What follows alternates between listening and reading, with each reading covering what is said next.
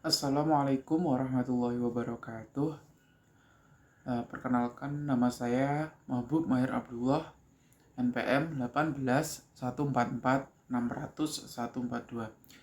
Baiklah, di sini saya akan mempresentasikan proposal saya yang berjudul Pengembangan Sumber Belajar pada Pembelajaran Tematik Bermuatan IPS di kelas 5 SD 3 Kadipiro berbasis Muserium. Nah, bab 1, latar belakang masalah. Nah, latar belakang masalah dalam judul saya adalah pendidikan adalah salah satu aspek terpenting dalam kehidupan guna membentuk sumber daya manusia yang berkualitas dan mampu mengikuti arus perkembangan zaman. Nah, pendidikan yang baik serta berkualitas merupakan salah satu tolak ukur dari kualitas sumber daya manusia yang ada. Nah, berdasarkan hasil wawancara saya awal dengan guru kelas 5 SD 3 Kadipiro menunjukkan beberapa hasil, di antaranya sumber belajar yang digunakan guru dalam pembelajaran belum bervariasi. Nah, identifikasi masalah. Identifikasi masalah yang pertama adalah sumber belajar yang digunakan tenaga pendidik dalam pembelajaran tematik bermuatan IPS masih kurang bervariasi.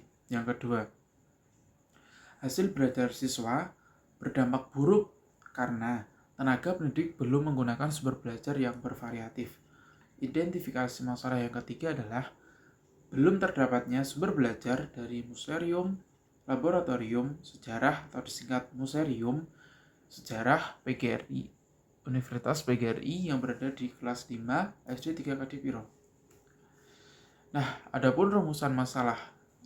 Nah, di sini ada 3 rumusan masalah yang saya angkat, yaitu yang pertama, bagaimana kualitas sumber belajar yang bervariatif yang akan digunakan oleh tenaga pendidik dalam pembelajaran tematik bermuatan IPS kelas 5 SD 3 Kadipiro. Yang kedua, bagaimana keefektifan sumber belajar yang bervariatif untuk meningkatkan hasil belajar siswa dalam pembelajaran tematik bermuatan IPS kelas 5 SD 3 Kadipiro. Yang ketiga, kendala dan solusi untuk tenaga pendidik dalam memanfaatkan sumber belajar berbasis muserium lab sejarah PGRI Yogyakarta. Nah, adapun tujuan masalahnya, yang pertama, mengetahui kualitas sumber belajar yang bervariatif yang akan digunakan oleh tenaga pendidik dalam pembelajaran tematik bermuatan IPS kelas 5 SD 3 Kadipiro. Yang kedua, mengetahui keefektifan sumber belajar yang bervariatif untuk meningkatkan hasil belajar siswa dalam pembelajaran tematik bermuatan IPS kelas 5 SD 3 Kadipiro. Mengetahui kendala dan solusi untuk tenaga pendidik dalam memanfaatkan sumber belajar berbasis muserium lab sejarah PGRI. Spesifikasi produk yang dihasilkan. Nah, di sini ada 4. Yang pertama, sumber belajar berbasis muserium menggunakan aplikasi yaitu CorelDRAW untuk pembuatannya. Yang kedua, sumber belajar pada pembelajaran tematik bermuatan IPS dengan e-modul. Nah, CorelDRAW ini digunakan untuk mendesain, kemudian e-modul ini adalah produknya. Yang ketiga, sumber belajar berbasis muserium yang di dalamnya memuat banyak koleksi repro candi, tahun, maket, dan diorama variasi sumber belajar. Sumber belajar ini memuat materi IPS kelas 5 SD pada KD 3.1 dan 4.1. Nah, adapun manfaat pengembangannya. Yang pertama, bagi siswa lebih termotivasi dalam mengikuti pembelajaran tematik bermuatan IPS. Yang kedua, siswa lebih mudah memahami materi yang didapatkannya. Yang ketiga, siswa mendapatkan pengalaman belajar yang berbeda. Kemudian manfaat pengembangan bagi guru. Yang pertama, memberi referensi kepada guru dalam sumber belajar yang bervariasi. Yang kedua, memotivasi guru agar lebih kreatif lagi dalam menggunakan sumber belajar yang bervariasi. Yang ketiga, mengetahui keefektifan pembelajaran tematik bermuatan IPS menggunakan sumber belajar berbasis muserium lab sejarah PGRI. Nah, manfaat bagi sekolah. Yang pertama, memberikan alternatif sumber belajar yang digunakan dalam pembelajaran tematik bermuatan IPS. Yang kedua, hasil penelitian ini dijadikan pertimbangan dalam pembelajaran tematik bermuatan IPS kelas 5 SD 3 kali Piro. Selanjutnya, manfaat pengembangan bagi peneliti. Yang pertama, mendapatkan pengalaman lapangan dan dijadikan bekal dalam mengajar kelak. Yang kedua, sebagai landasan dalam kajian penelitian lebih lanjut. Yang ketiga, memberi bekal peneliti dalam memilih sumber belajar yang lebih bervariasi. Nah, adapun asumsi pengembangan dalam penelitian ini. Yang pertama, pengembangan sumber belajar berbasis Muserium Lab Sejarah PGRI yang dikembangkan diharapkan mampu membuat tenaga pendidik dalam pemanfaatan sumber belajar yang bervariasi. Yang kedua, pengembangan sumber belajar pada pembelajaran tematik bermuatan IPS yang bervariasi diharapkan akan mampu meningkatkan hasil belajar siswa. Yang ketiga, pengembangan pemanfaatan sumber belajar berbasis Muserium Lab Sejarah PGRI bagi tenaga pendidik dan peserta didik. Nah, di sini bab 2. Kajian teori. Yang pertama, sumber belajar. Sumber belajar menurut Wina Sanjaya adalah segala sesuatu yang dapat dimanfaatkan oleh siswa untuk mempelajari bahan dan pengalaman belajar sesuai dengan tujuan yang hendak dicapai. Nah, kajian teori yang kedua, pembelajaran tematik. Pembelajaran tematik berasal dari kata integrate teaching and learning atau integrate curriculum approach yang konsepnya telah lama digunakan oleh John Dewey sebagai usaha mengintegrasikan perkembangan dan pertumbuhan siswa dan kemampuan berkembangnya. Yang ketiga, museum.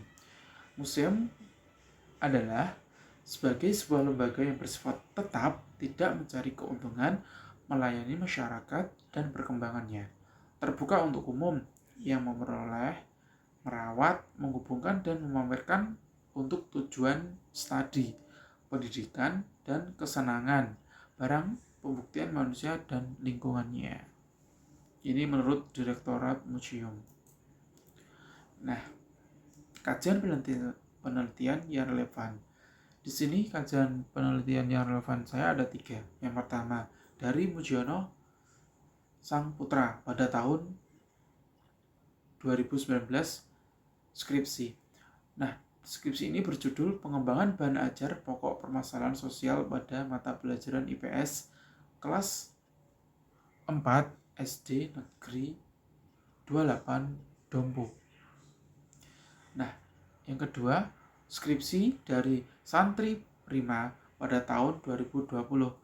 Nah, di sini dengan judul Pengembangan Sumber Belajar berupa flipbook pada mata pelajaran biologi untuk sekolah lanjutan tingkat atas atau SLTA. Nah, yang ketiga, skripsi dari Sakti Anissa Sari pada tahun 2021. Nah, skripsi ini berjudul Pengembangan e-modul berbasis problem based learning sebagai sumber belajar IPS terpadu siswa kelas 7 di SMP Muhammadiyah 06 Dau Malang. Kerangka berpikir dalam penelitian ini dan pengembangan ini bertujuan agar mempermudah pembaca dalam mengetahui dan memahami sumber belajar berbasis Muserium. Pertanyaan penelitian. Yang pertama, bagaimana hasil validasi ahli materi dan ahli media terhadap sumber belajar pada pembelajaran tematik bermuatan IPS di kelas 5 SD? Yang kedua, bagaimana kelayakan sumber belajar pada pembelajaran tematik bermuatan IPS pada KD 3.1 dan 4.1? Yang ketiga, bagaimana keefektifan sumber belajar pada pembelajaran tematik bermuatan IPS KD 3.1 dan 4.1. Yang keempat, apakah peserta didik merespon baik dengan adanya sumber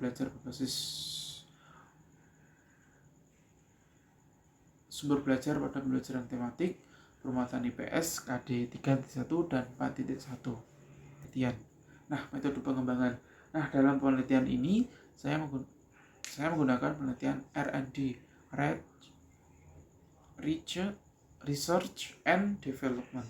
Nah, adapun pengertian R&D, Penelitian ini menggunakan metode research and development, yaitu metode penelitian yang digunakan untuk menghasilkan produk tertentu dan menguji keefektifan produk tersebut. Ini menurut Sugiono tahun 2015. Nah, prosedur pengembangan penelitian ini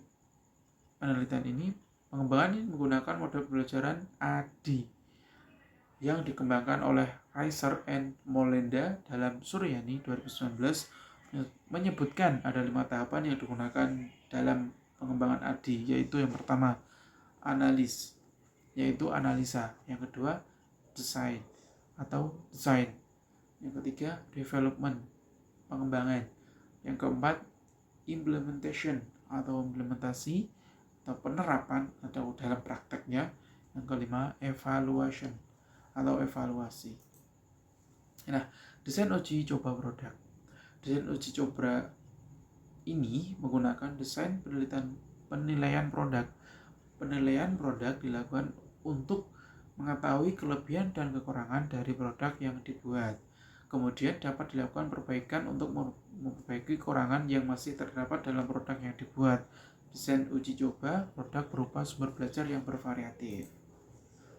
Sumber uji coba yang pertama, subjek. Subjek uji coba produk penelitian ini dilakukan oleh peserta didik kelas 5 SD 3 Kadipura.